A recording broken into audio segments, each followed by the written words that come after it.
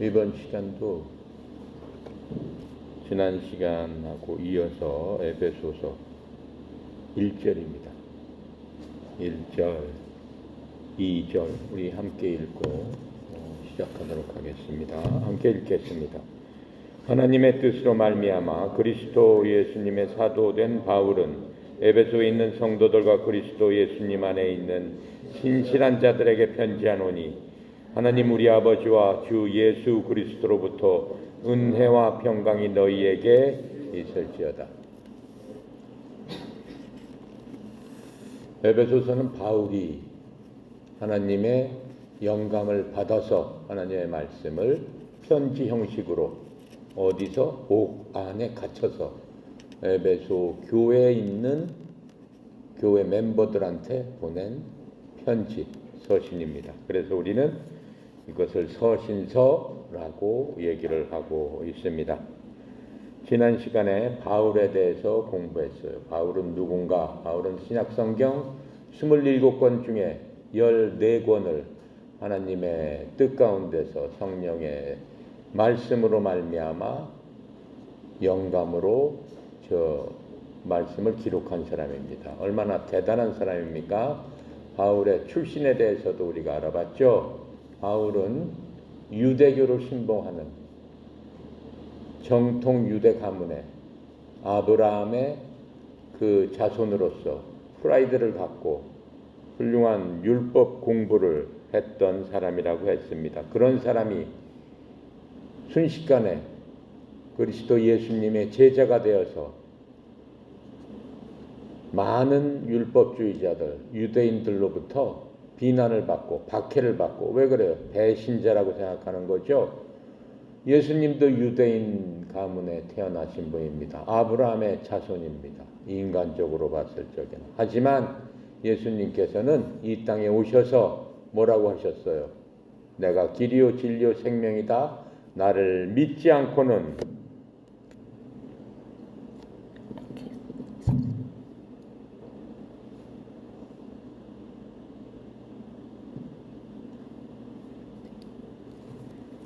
나를 믿지 않고는 누구도 천국으로 갈 수 없다라고 하면서 그동안 유대교가 주장했던 그런 것들을 많이 어떻게 해요? 다른 말씀으로 하신 겁니다. 유대교는 누구의 주장을 갖고 그 교가 됐을까요? 모세오경을 갖고 한 겁니다. 모세오경을 갖고 유대교의 기본 뿌리가 된 겁니다. 그럼 예수님께서도 모세오경을 반대하신 게 아니에요. 그 모세오경을 다 지키셨어요. 모세오경을 다 지키시고 그 유대교 발판을 통해서 예수님께서 이 땅에 오신 거죠. 그 예수님께서 이제 새롭게 유대인들이 믿는 그 율법을 완성시키시면서 새롭게 예수교, 즉 그리스도교를 이제 확립을 하신 겁니다. 거기에 첫 번째로 우리 바울이 이방인들을 전도하고 이방인들의 사도로서 예수님의 제자로서 이렇게 우리에게 지금까지도 에베소서를 통해서 우리에게 교훈을 주고 있는 겁니다. 지난 시간에 그렇게 바울에 대해서 얘기를 했고 이번 시간에는 지난 시간에 잠깐 허담한 성도에 대해서 우리가 공부하고 있습니다.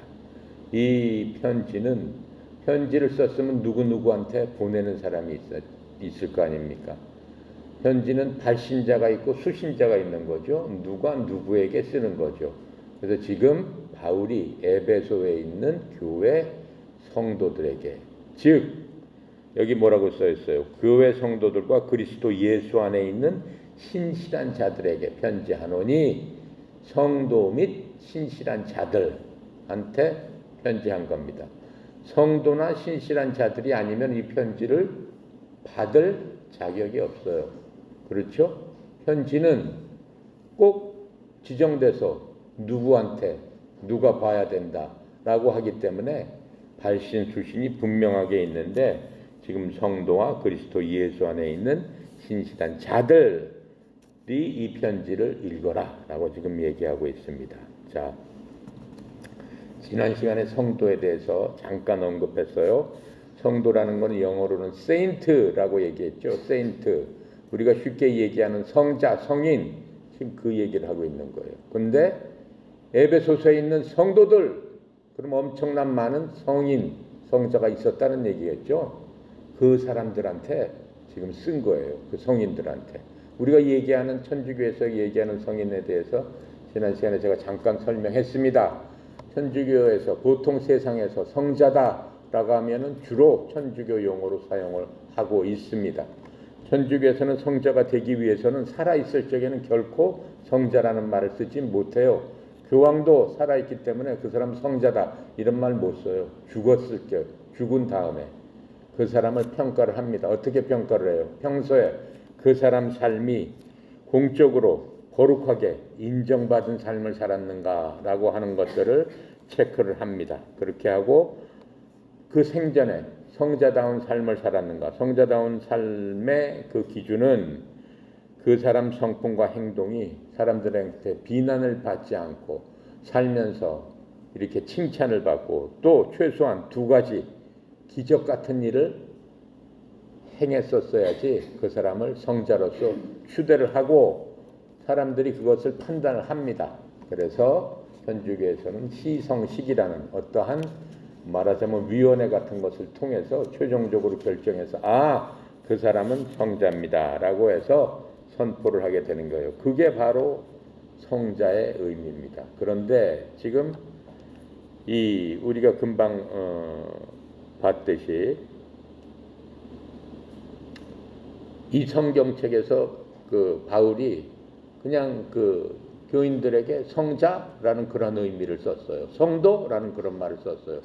그러면서 그 옆에 뭐라고 그랬어요? 성도들과 그리스도 예수 안에 있는 신실한 자들 이렇게 얘기했어요. 그래서 두 말은 성도 틀리고 그리스도 안에 있는 신실한 자들이라는 그 두 종류의 사람이 있다라는 얘기가 아니에요. 성도들인 그리스도 안에 있는 신실한 자들 이게 같은 뜻으로 지금 이렇게 말씀하고 계십니다. 한데 흥미로운 건 뭐예요? 성경책에 보면은 성도 성자에 대한 어떠한 권위나 그 사람들을 어떻게 그 지금 천주교에서 얘기하는 대로 기적을 베푼 그런 사람을 성자 성인으로 취급한다 얘기한다 그런 얘기 하나도 없어요. 성도에 대한 얘기는 일체 없습니다. 전혀 없습니다. 그런데 이 에베소서에 보면은 바울이 이 성도에 대해서 9번 정도 지금 이렇게 얘기를 하고 있습니다. 여기 이 에베소서 우리 2장 1절부터 3절까지 보면은 한번 읽어볼게요. 전혀 반대되는 얘기를 지금 시작하고 있습니다. 2장 1절부터 3절 함께 읽어볼게요. 그는 허물과 죄로 죽었던 너희를 살리셨도다. 그때 너희는 그 가운데서 행하여 이 세상 풍조를 따르고 공중의 권세 잡은 자를 따랐으니 곧 지금의 불순종의 아들들 가운데 역사하는 영이라. 전에는 우리도 다 그 가운데서 우리 육체의 욕심을 따라 지내며 육체와 마음이 원하는 것을 하여 다른 이들과 같이 본래 진노의 자녀이었더라. 그게 지금 바울이 얘기하는 성도의 본래 모습이다라고 얘기하는 거예요. 지금 이 모습을 우리가 보면은 원래 그 성도라고 지칭해가지고 시성식을 통해서 성인이라고 간주하는 그 모습과는 전혀 반대되는 모습을 지금 성경에서 말씀하고 있어요. 원래는 어떻게 그랬어요? 죄와 허물 가운데 너희들은 죽었던 자들이다. 더군다나 또 3절에 뭐라고? 너희는 진노의 자식이다. 진노의 자식인 게 뭐예요? 진노의 자식이다. 즉 커다란 화를 입을 만한 그러한 자식들이다. 지금 이렇게 바울이 얘기하고 있어요. 그게 너희들의 본체다. 너희들의 원래 모습이다. 이렇게 지금 얘기를 해주고 있는 것들을 성경에서 볼 수 있습니다. 그리고 또 이 사람들이 여러분이나 나나 무슨 기적을 일으켰습니까? 그런 거 없습니다. 또 그래서 우리가 기적을 일으키긴 일으켰죠. 무슨 기적을 일으켰어요? 여러분이나 나나 기적을 일으켰어요. 지금 금방 에베소서 2장 1절부터 3절에 있었던, 지금 읽었던 그 모습이 우리의 모습인데, 우리는 기적적으로 어떻게 됐어요? 그리스도를 믿음으로 말미암아 구원을 받아서 거기서부터 벗어났다라고 하는 거예요. 그게 바로 큰 기적이 아니고 뭐겠습니까? 그래서 그리스도를 구원자로 믿음으로 말미암아 기적을 우리가 경험한 그러한 자들이다 라고 하는 겁니다. 에베소서 2장 또 4절부터 7절까지 같이 한번 읽어볼게요. 어떻게 됐느냐? 긍휼이 풍성하신 하나님이 우리를 사랑하신 그 큰 사랑으로 인해서 허물로 죽은 우리를 그리스도와 함께 살리셨고, 너희는 은혜로 구원을 받은 것이라. 또 함께 일으키사 그리스도 예수님 안에서 함께 하늘에 앉히시니, 이는 그리스도 예수님 안에서 우리에게 자비하심으로써 그 은혜의 지극히 풍성함과 오는 여러 세대에 나타내려 하심이니라. 지금 이렇게 말씀하고 계시는 겁니다. 그래서 이 성인이라는 용어는 신약성경 전체에서 보면 굉장히 많이 쓰이는 용어 중에 하나입니다. 그 말인즉, 뜻은 여러분이 이미 우리가 읽어서 지금 알고 있지만은 예수 그리스도를 구원자로 믿는 사람들을 뜻하는 겁니다. 그래서 지금 바울이 에베소서에 있는 구원받은 그 자들을 향해서 너희들은 성도다, 그리스도 안에 있는 자들이다, 지금 이렇게 얘기하고 있는 겁니다. 지금 이 말씀 뭐예요? 육체뿐만 아니라 영적으로 살아있는 사람이다 라고 지금 말씀하고 계세요. 에베소서 2장 1절에 지금 뭐라고 썼어요? 또 그는 허물과 죄로 죽었던 너희를 살리셨도다. 예수 그리스도를 믿기 전에는 허물과 죄로 죽었다. 너네들은 죽었었는데 이제 영적으로 살아난 자다. 지금 이렇게 설명을 해주고 있는 것들을 볼 수 있습니다. 또 성경에 보면 이 그리스도인들을 제자라고 또 부르고 있어요. 사도행전 9장 1절에 보면은 그냥 제가 읽어볼게요. 사울이 주의 제자들을 치려고 여전히 위협과 살기를 내뿜으며 이렇게 얘기하고 있어요. 사울이 누구예요? 구원 받기 전에 죄와 허물 가운데 가득 있었던 바로 바울의 히브리 이름이 사울이라고 그랬죠. 바울이 예수님을 만나지 않고 율법 아래 있으면서 율법을 지키기 위해서 어떻게 해요? 율법에 반하는 모든 자들은 죽여야 되겠다라고 해가지고 이제 예수님을 하나님으로 믿고 하다 보니까 그 사람들을 죽이려고 그 예수님의 제자들을 살기 등등 해가지고 잡으러 다니고 위협을 했다라고 지금 그렇게 얘기하고 있어요. 그래서 여기에 보면은 이 크리스찬들, 구원받은 자들을 제자라고 지금 이렇게 표현하고 있습니다. 또 성경에 보면은 9장 2절에 제자들을 이 길에 속한 사람 이렇게 얘기하고 있어요.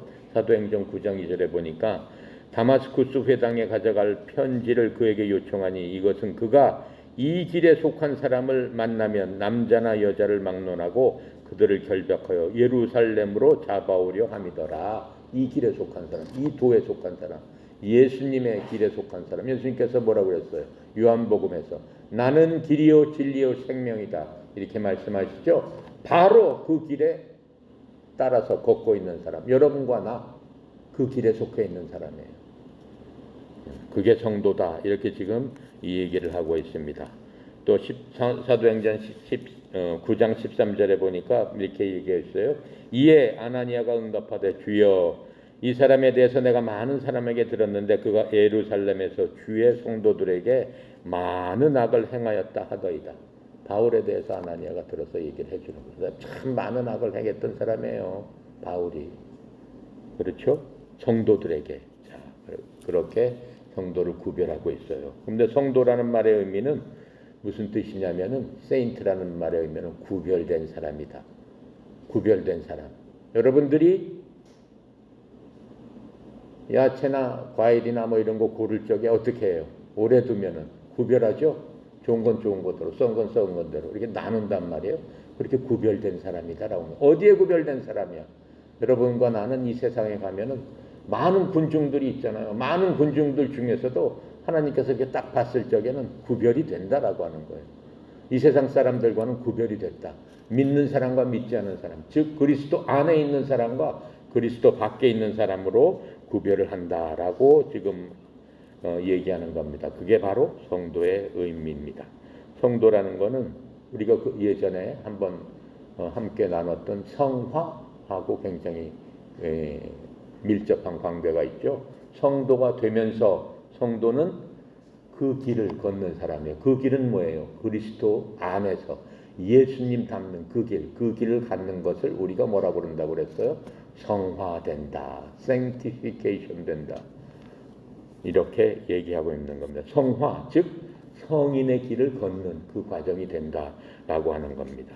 자, 그래서 이제 우리는 세상 밖으로 옮겨져서 그리스도 안에 있게 되는 겁니다. 그래서 이 바울이 이 편지는 성도들과 그리스도 예수 안에 있는 신실한 자들, 그 사람들에게 내가 지금 편지한다. 즉 그리스도 안에 있는 신실한 자들. 신실한 자들의 영어는 뭡니까? 신실이라는 말은 영어로는 faithful 이렇게 얘기합니다. faith가 믿음이죠. faithful이니까 faith가 full하다. 즉 믿음이 충만한 사람들이다. 이렇게 얘기를 하고 있는 겁니다. 그것을 하나님의 눈으로는 참 신실한 자구나, 참 믿음이 충만한 자구나, 하나님께서는 그렇게 말씀해 주고 계신다라고 얘기하고 있습니다. 요한복음 17장 14절부터 16절에 보면 이런 말씀이 계세요. 잘 들어보세요. 내가 아버지의 말씀을 그들에게 주매, 예수님께서 하시는 말씀이에요. 세상이 그들을 미워하였사오니 이는 내가 세상에 속하지 아니한 것 같이 그들도 세상에 속하지 아니하기 때문입니다. 그들도 여러분이나 나는 이 세상에 속한 사람이 아니다라고 하는 거예요. 비록 우리 육신이 이 세상 사람들, 친구들과 학교에 또 어떤 그룹에 속해서 살고 있지만 실질적으로 영적으로 우리는 구별된 사람이다. 즉 그리스도 안에 있는 사람이다. 즉 성도다. 이렇게 말씀을 해주고 있는 겁니다. 그래서 이 신실한 신자들은 어떻게 해서 구별이 되는 거예요? 다 뭐를 소유하고 있기 때문에? 성령님을 소유하고 있기 때문에. 우리 속에 성령이 있지 아니하면은 그리스도의 사람이 아니다라고 얘기하고 계시는 거예요. 성경에서는.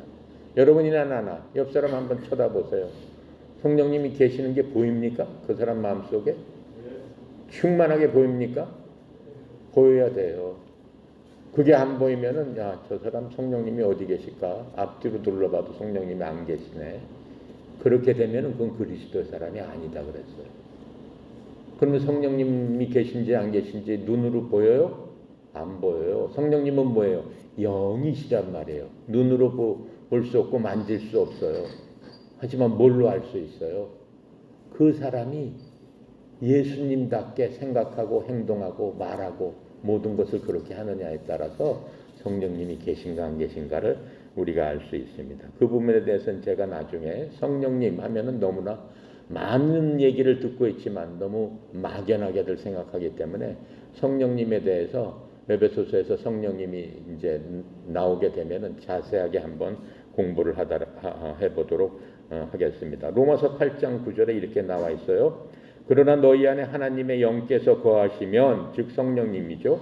너희가 육신 안에 있지 아니하고 성령 안에 있나니 이는 어떤 사람에게 그리스도의 영이 없으면 그는 그분의 사람이 아니니라. 우리가 그리스도 안에 있다라는 얘기는 곧 구원받아서 성령님께서 우리 속에 계시다라고 하는 거예요. 그러니까 그 말씀은 뭐예요? 구원하고 성령님하고는 굉장히 밀접한 관계가 있다라고 얘기하는 겁니다. 또 고린도전서 6장 19절부터 20절에 보면 이렇게 말씀하고 계세요. 이건 굉장히 쇼크한 얘기예요. 도대체 무슨 말이냐? 너희 몸이 너희가 하나님에게서 받은 너희 안에 계신 성령님의 전인 줄 너희가 알지 못하느냐? 이렇게 말씀하세요. 성령님의 전이라는 건 뭐예요? 전, 집이라는 뜻이에요. 너희 몸이 어때? 하나님께서 받은 성령님의 집인 줄 너희가 깨닫지 못하느냐? 너희 몸은 성령님이 계신 하나님이 계신 집이다. 이렇게 얘기하고 있는 거예요. 하나님이 계신 곳을 뭐라고 얘기를 하는 거예요? 옛날에는 성전 이렇게 얘기했죠. 구역에서는 하나님이 계신 곳, 우리 출애굽기에서 공부 다 했습니다. 성막이 있고, 그렇죠? 성전이 있고, 그 안에 지성소가 있습니다. 지성소 안에 하나님이 계시는 곳이라고 그랬어요. 그 지성소에는 대제사장이 1년에 한 번씩 가서 하나님을 만나는 장소다라고 얘기했어요. 그런데 바로 그 지성소가 그렇게 따지면 어디라는 거예요? 지금 누구라고 얘기하는 거예요? 어디에 계신다라고 얘기하는 거예요? 너희 몸이 하나님이 계신 성전인 줄 너희가 알지 못하느냐? 왜 너희가 알지 못하느냐? 이렇게 얘기했을까요? 답답하다라고 하는 거예요. 왜 그걸 못 깨닫느냐라고 지금 말씀하고 있는 겁니다. 물론 아무한테나 사람이 하나님이 계신 전이 아니죠. 누구한테만 계시는 거예요? 어떤 사람한테 계시는 거예요? 그리스도 안에 있는 사람, 즉 성도들만 해당되는 얘기입니다. 성도 아니면 전혀 해당이 되지 않아요. 내가 지난 시간에 얘기했지만 성도가 아니면 이 말씀 자체가 전혀 관계가 없어요. 들어봤자 소용도 없는 얘기예요. 그냥 시간만 낭비하는 얘기예요. 그래서 성경책은 구원받은 사람들, 믿는 사람들에 대한 생활의 지침서고, 하나님께서 너 나랑 같이 가야 되니까 내가 네 집안에 있기 때문에 넌 어떻게 하고 어떻게 해라 라고 지금 말씀을 해주고 있는 거예요. 자, 이 중요한 질문을 보면 에베소에 있는 이 사람들이 어떻게 성도가 되었을까 도대체? 그렇죠? 너희 에베소에 있는 성도들, 그리스도 안에 있는 신실한 너희들에게 내가 편지한다라고 했는데, 그럼 도대체 에베소에 있는 사람은 어떻게 성도가 되었을까? 그 해답은 두 개예요. 신실한 너희들에게, 그렇죠? 내가 편지한다. 즉 신실하다는 말하고 그 다음에 2절에 보면은 하나님으로부터 예수 그리스도로부터 은혜와 평강이 너희에게 있을지어다. 바로 신실함과 은혜를 통해서 성도가 됐다라고 하는 것들을 알 수 있습니다.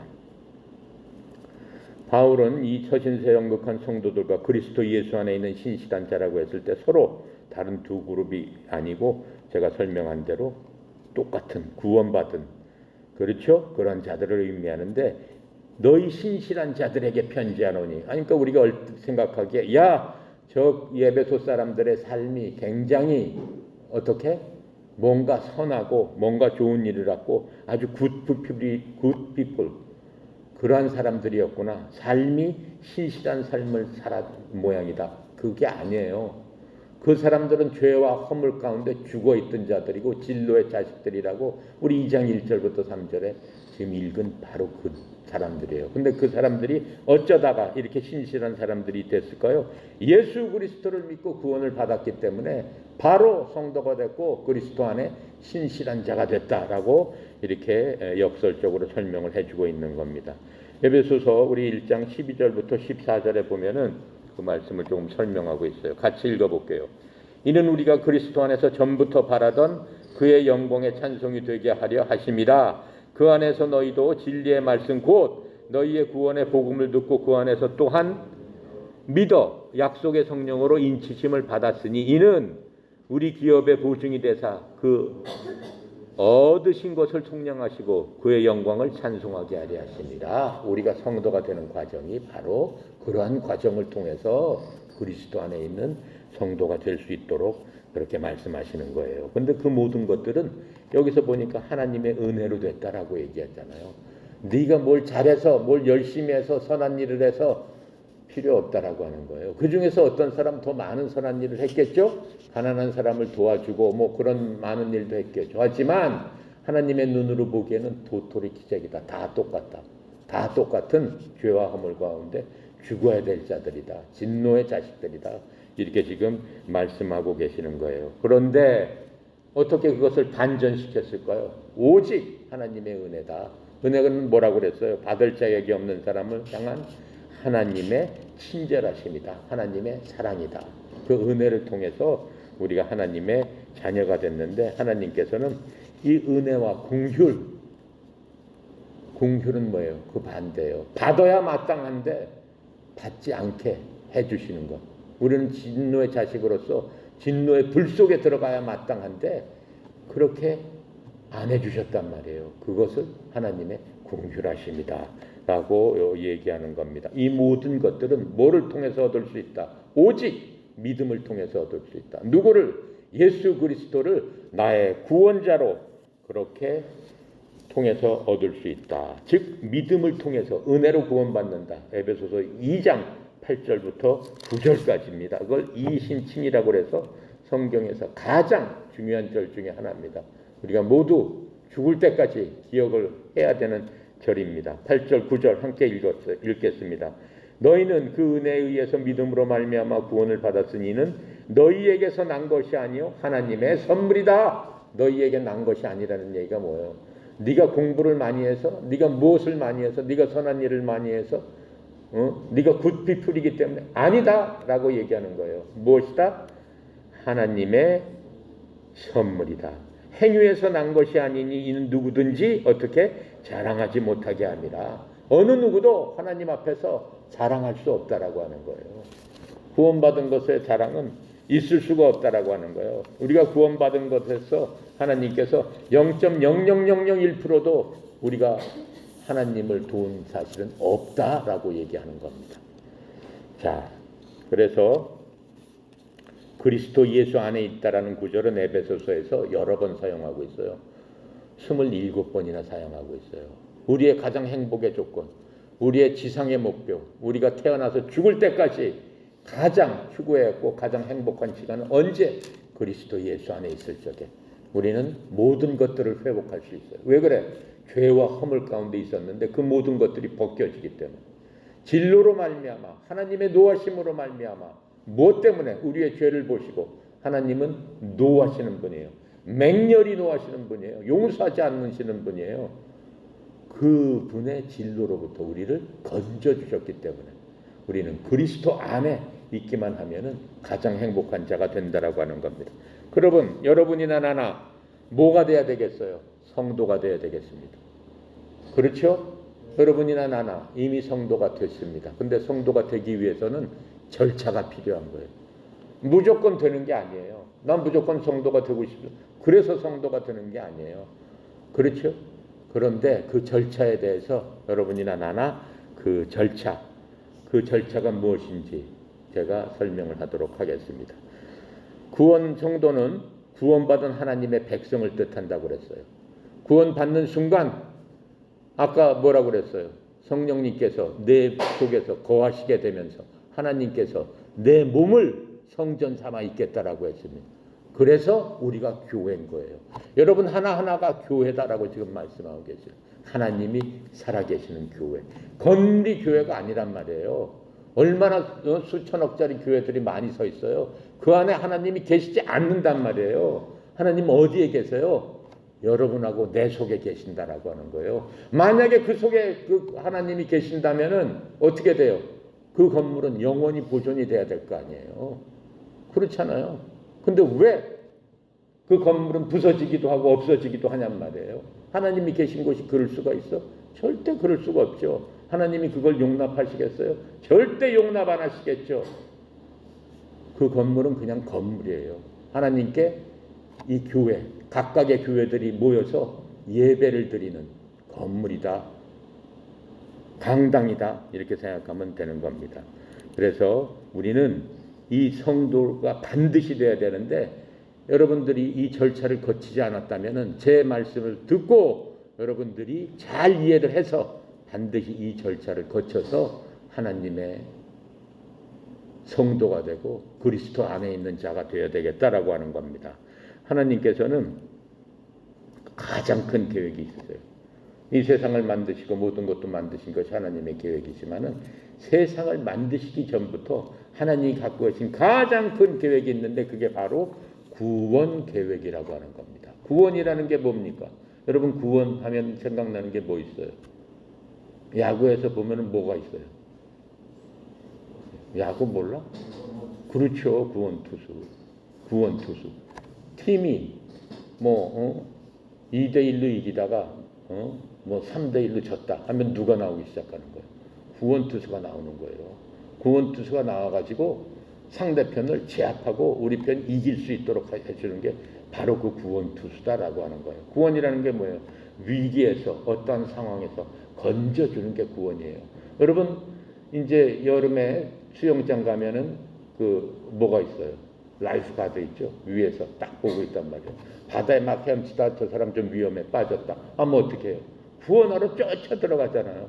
바로 그 구원이다라고 지금 말씀을 하고 계시는 거예요. 근데 하나님께서는 누구에 대한 구원? 인간에 대한 구원 계획이 하나님의 계획 중에서 가장 큰 거예요. 그러면 예를 들어서 바다에서 빠지는 거는 물 때문에 빠지게 되는 건데 인간이 죽게 되는 거는 무엇 때문에? 하나님께서 무엇이 위험하다, 인간한테 무엇이 위험하다라고 해서 구원을 하실까요? 무엇 때문에 구원을 하실 것 같아요? 인간한테 가장 위험한 건 뭐예요?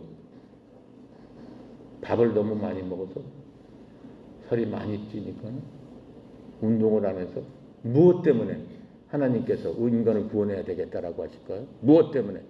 그렇지, 죄 때문에 그런단 말이에요. 하나님께서는 바로 저 죄 때문에, 바로 저 죄 때문에 죄로부터 구원을 해야 되겠다라고 하는. 죄 때문에 인간은 어떻게 되는 거예요? 죽는 거예요. 죄의 값은 뭐예요? 사망이에요. 죄의 결국은 사망이에요. 왜? 하나님께서 인간을 처음 졌을 적에 죄를 알아요, 몰라요? 모르는 상황에서 하나님이 지었어요.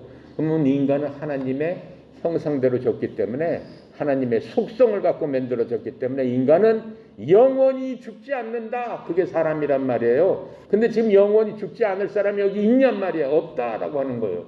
역사적으로 아담 이후에, 인간 아담 이후에 영원히 죽지 않은 사람이 있어요? 없어요. 몇 사람이 있어요. 근데 그 사람은 어떻게 해요? 하나님께서 산채로 하늘로 데려갔기 때문에 사는 거지, 인간의 몸으로서 영원히 죽지 않은 사람 없단 말이에요. 누구든지 다 죽었다라고 하는 거예요. 그 원인이 뭐냐? 죄라는 커다란 늪이다라고 하는 거예요. 그럼 하나님께서 어떻게 하셔야 되겠어? 죄라는 늪에서 우리를 어떻게 하셔야 된다? 건져야 된다. 구원해야 된다. 바로 구원해야 된다. 바로 그게 하나님의 구원 계획이다라고 하는 겁니다. 아시겠습니까? 하나만 더 설명하고 마치도록 하겠습니다. 사람의 최대 위기에 대해서, 이러한 최대 위기에 대해서 예수님께서 비통한 심정으로 우리한테 설명을 해주셨어요. 잘 들어보세요. 마가복음 9장 43절부터 48절에 이렇게 말씀하고 계세요. 만일 내 손이 너를 실족해 하거든 그것을 찍어내버려라. 불구가 되어 생명에 들어가는 것이 두 손을 가지고 지옥 곧 꺼지지 않는 불 속에 들어가는 것보다 내게 더 좋으니라. 거기서는 벌레들도 죽지 않고 불도 꺼지지 아니하며 만약 내 발이 너를 실족하게 하거든 내 발을 찍어버려라. 쩔뚝거리면서 생명에 들어가는 것이 두 발을 가지고 지옥 곧 결코 꺼지지 않는 불 속에 던지는 것보다 내게 더 좋으니라. 거기서는 벌레도 죽지 않고 불도 꺼지지 아니하느니라. 만일 내 눈이 너를 실족하게 하던 그 눈을 빼버려라. 한 눈으로 하나님의 왕국에 들어가는 것이 두 눈을 가지고 지옥 불 속에 던져지는 것보다 내게 더 좋으니라.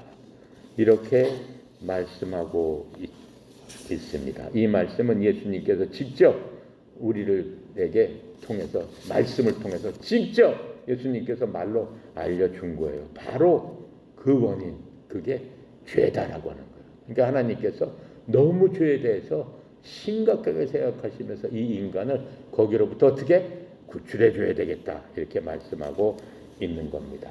자, 그렇다면 우리가 어떻게 죄에 대해서 구출을 받을 것인가? 그렇죠? 구체적인 절차에 대해서 다음 시간에 하도록 하겠습니다.